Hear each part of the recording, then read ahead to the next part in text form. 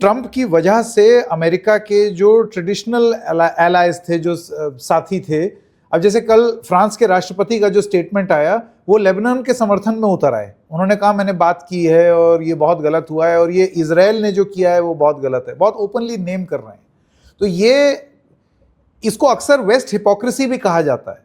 इसको ये कहा जाता है कि आप ऐसे स्टेटमेंट तो दे देते हैं लेकिन उसके बाद फिर आप लोग सब एक साथ हो जाते हैं।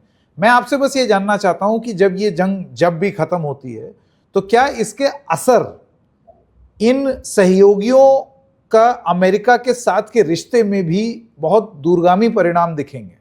बिल्कुल, वही तो हम बात कर रहे थे अभी संकेत। वो तो होगा ही।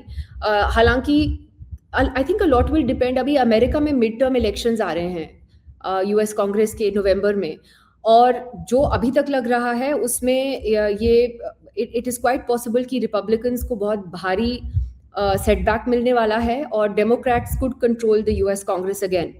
एंड इसीलिए जो ट्रम्प के अपने पार्टी के लोग हैं, कई लोग हैं, वो बोल नहीं पा रहे हैं, वो सपोर्ट नहीं कर रहे हैं इस वॉर को।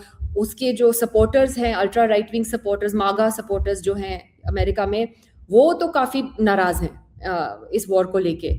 तो ये कहा जा रहा है कि पॉलिटिकली काफ़ी कुछ बदल सकता है अमेरिका में इस मिड टर्म इलेक्शन में। अगर ऐसा हुआ, Trump will be significantly weekend, एक लेम डक प्रेसिडेंट की तरह।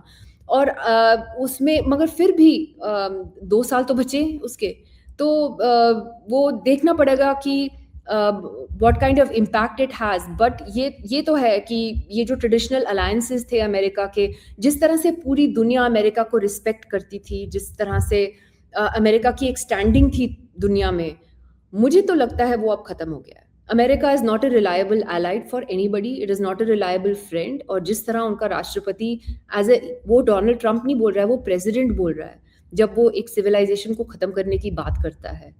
सो वी कांट नॉर्मलाइज दिस। नहीं, अमेरिका की पावर निधि ये डोनाल्ड ट्रंप के राष्ट्रपति काल के लिए खत्म हो रही है, कम हो रही है, या हमेशा के लिए हो रही है? अब वो देखना पड़ेगा कि अब आगे will America be able to undo this damage that Trump has done. वो एक बहुत बड़ा सवाल है। डैमेज तो उन्होंने किया। ये है अमेरिका का एडवांटेज, ये है कि अभी भी उनकी इकोनॉमी स्ट्रांग है, उनकी मिलिट्री बहुत स्ट्रांग है, तो आप उसको इग्नोर भी नहीं कर सकते।